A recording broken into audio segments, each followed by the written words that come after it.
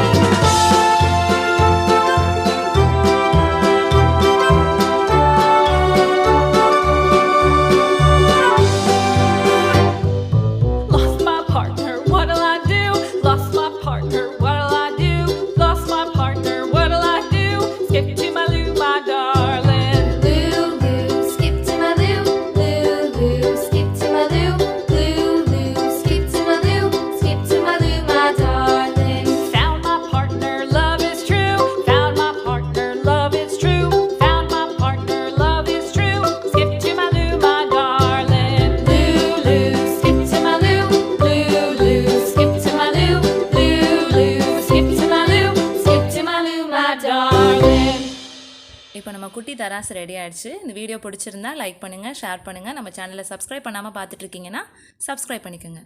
நம்ம நெக்ஸ்ட் வீடியோவில் பார்க்கலாம்.